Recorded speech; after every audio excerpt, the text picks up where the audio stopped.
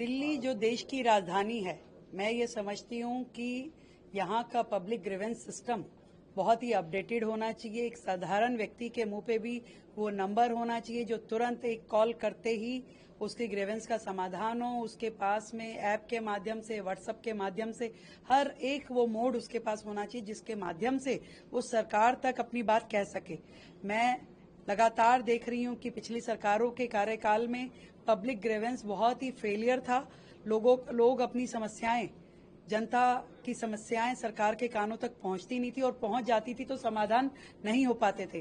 परंतु अब की ये जो सरकार है बहुत ही ज्यादा इस पे होमवर्क करिए कि एक ऐसा अपडेटेड इंटीग्रेटेड ग्रीवेंस रिड्यूरल सिस्टम हम बनाएं जो कि जनता की आवाज तुरंत सरकार तक पहुंचे और उसकी सुनवाई हो, संवाद हो और उसका समाधान हो।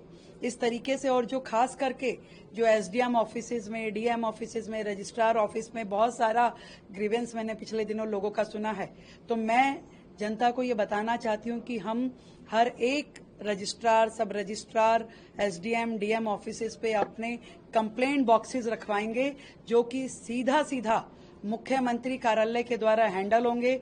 लोग उसमें अपनी समस्याएं लिखित में पर्ची बना के डाल सकते हैं। आप चाहें अपनी आइडेंटिटी बताना चाहें, नहीं बताना चाहें, वो ग्रीवेंसेस मुझ तक सीधा पहुंचेगी और उसको समाधान मिलेगा। करप्शन पे सरकार जीरो टॉलरेंस पे है। किसी भी प्रकार का करप्शन किसी भी विभाग में नहीं चलेगा।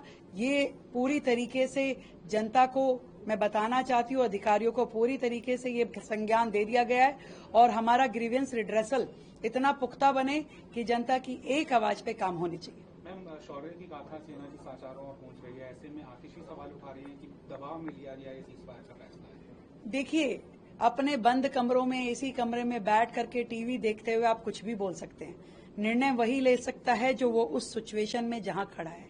एक पिता के लिए अपना पूरा परिवार देखना, इतना बड़ा देश देखना, 140 करोड़ लोगों के बारे में सोचना और सही निर्णय लेना, ये जिसका काम है वही कर सकता है। ये बातें बनाने से कुछ नहीं होगा। और मुझे लगता है किसी को हक नहीं है सेना के ऊपर सवाल उठाने का, ना किसी को हक है कि किसी सरकार के ऊपर इस तरह सवाल उठाने का। जब सिचुएशन ऐसी आती है, जबकि आपातकाल होता है, तो उस आपातकाल में जो निर्णय लिया जाता है वो देश हित में, उसको उसके साथ खड़े है। पूरा देश खड़ा है, 140 करोड़ जनता उनके साथ खड़ी है, देश की सेनाओं के साथ।